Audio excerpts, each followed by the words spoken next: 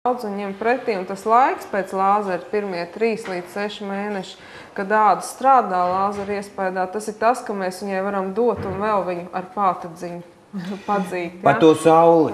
Es pasaku uzreiz, teiksim, tie, kas vēlās ieguldīt laiku līdzekļus ādas atjaunošanā un saglabāt, teiksim, jaunību, ja? Kad sauļošanās un ultravioletais starojums ar steigu novecina ādu. Ar lāzeriem var atrisināt ne tikai dažādas veselības problēmas, bet arī padarīt cilvēku skaistāku. Vārdu sakot, tie, kas taisa lāzers, tiem jāiet naktī tusēties uz kūrēm. Nē, un tas starp citu vēl viena ļoti svarīga lieta. Modernie lāzeri saudzē ādu vairāk labāk, ja, līdz ar to mēs uzklājot pietiekoši labu saules aizsardzības līdzekli, ja, varam atrasties saulē, jo cilvēkiem tagad dzīves ritms ir mainījies. Bet ja mēs skatāmies nākotnē, tad varētu būt tā, ka lāzers izkonkurēs parasto kosmetologu? Nē, es nedomāju, jo lāzers būtībā neaizvieto nevienu citu metodi, ne plastisko ķirurģiju, ne kosmetoloģiju, ja, ne ādas kopšanu mājās un kosmētiku. Vienkārši viņš atrisina ļoti daudzas problēmas, kuras līdz lāzera medicīnai nebija iespējams. Tie paši asinsvadu uz sejas, ja? Un starp citu rētaudi, ja? Kur strādāja lāzera? Lāzera parkā, jā. Kristīna, vai tu arī esi bijusi uz šitiem frakseļiem? Nē, es neesmu bijusi un šobrīd noteikti netaisos to darīt. Jo es jūtos pietiekami jauni šobrīd. Jo man uzskats ir tāds, ka, teiksim, jauns cilvēks ir skaists, viņam ir jauna āda, vai ne? Protams, ka ja tur ir kādi defekti, ja tur ir piņa atstāts rēdz, tad, protams, ka to vajag uzlabot un likvidēt. Bet, ja, teiksim, nav acīm redzām defekti, laimīgs cilvēks ir noteikti arī skaists. Teiksim, uz frakcionēto lāzeru, kā sejas atjaunošanai vai cīņā pret novecošanos, es domāju, ka, pēc gadiem varbūt. Bet kāds ir tas optimālais vecums, no kura vajadzētu iet? Tas nav tas ierakstītais pasē, bet viss ir atkarīgs no tā, kāds ir ādas stāvoklis. Ģenētiskais drīzāk tā. Tas ir subjektīvi, ja? Neviens mēs no krunkām nevirstam, paldies Dievam, ja mēs gribam, ja? Mēs to varam izdarīt. Un svarīgi ir visu pa punktiem izrunāt pie speciālista. Vai, kad, vai man. Lāzera slīpēšana nav neiespējamā misija. Viņš neko sliktu organismam nedara? Nē, viņš neko sliktu organismam nedara un pie viņa nav pierašana, viņš neizmaina. Atkarību neizraisa. Neizraisa atkarību, neizmaina mūsu bioloģiskos pulksteņus, procesus un ādas fizioloģiju. Ja? Šajos grūtajos laikos, ja kāds cilvēks vai sieviete, ja, domā pie jums aiziet, ar kādu naudas summu jārēķinās? Tas, ka lāzeri ir dārgi un nepieejami, tas ir mīts. Tās naudas summas nav tik lielas, jo cilvēki brīžiem ir pārsteigti, kā es varu, teiksim, uztaisīt frakcionēto lāzeru ķirurģiju, un tie nav 1000, tie ir 2 līdz 300. Ja?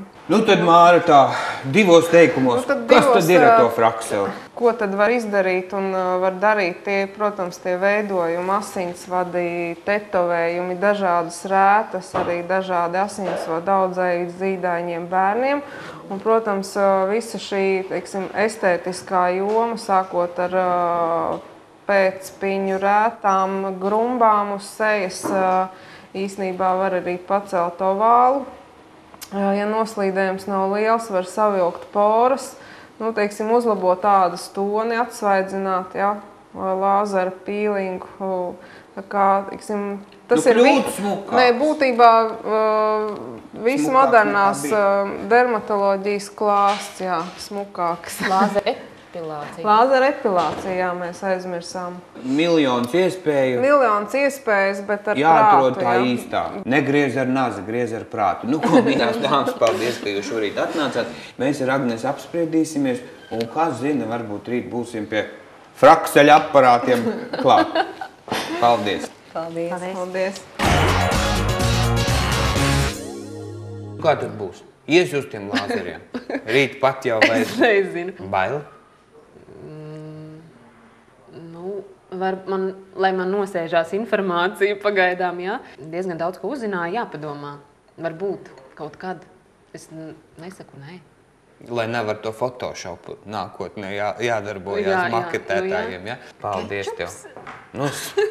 Spied man acīs. Tas ir tā kā tāds lāzers. Vecais labais lāzers. Kas tevi interesē visvairāk no tiem lāzeriem? Vai tie lāzeri, ko stāstīja Kristīna, kas ir tīri tā medicīniski, kaut ko izgriezt, vai tie skaistuma lāzeri? Nu, par medicīniskajiem, vai ne? Bet tie, kas attiecās uz skaistumkopšanu, nu jā, tā ir, man liekas, tāda ļoti interesanta lieta.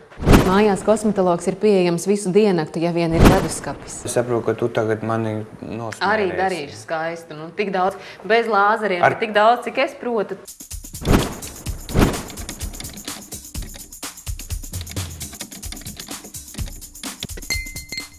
Pēc kāda laba pasākuma, kad ir tāda saguru sejas tāda, uz vīriešiem noteikti ieteiktu sinepju pulveri, sajaucam kopā ar kādu no eļļām. Un uz 3 minūtēm, no 3 līdz 5 minūtēm uzliekam uz sejas, seja iegūst ļoti patīkamu sejas toni. Un tad ir tā kā no jauna piedzīves, jā? Tā pēc Photoshop. Nu, es saprotu, ka arī šo svētdienu pēc raidījuma es būšu kā no jauna piedzīves, lūdzu, būvē. Tātad krējumiņš mums tur ir. Saldais krējums. Tas ir salds. Smaržo labi, ja? Lūk. Es gaidu, kad to konjaku beidzot liks. Jā, konjaku ļoti, ļoti maz būtībā. Nu, to var vairāk. To var. Tā.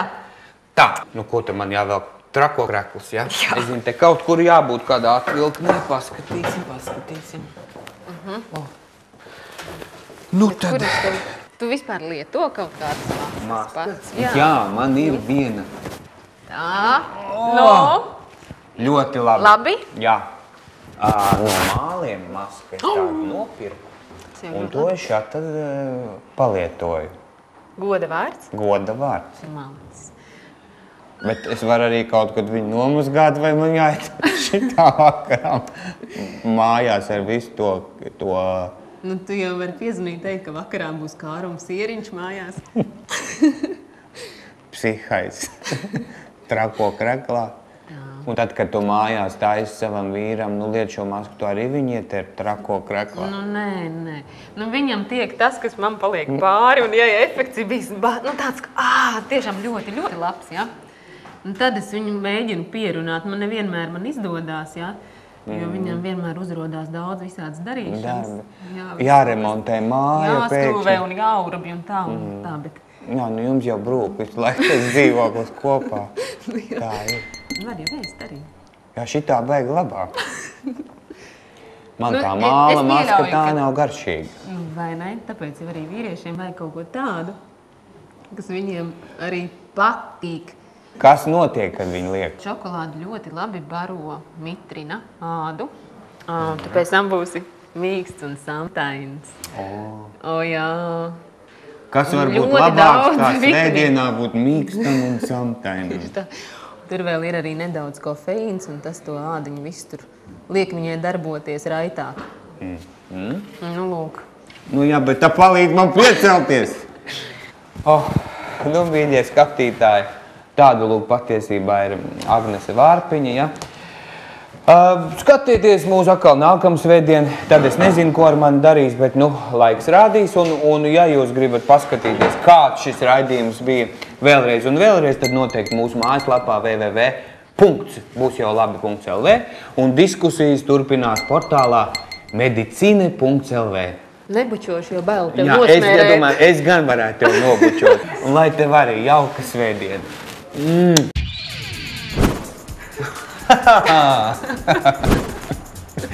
Nu? Paldies tev! Kolosāli! Nu, nāc, sēdies. Nerāt naista.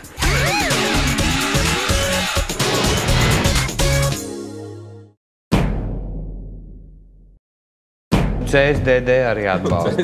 Atbalsta arī.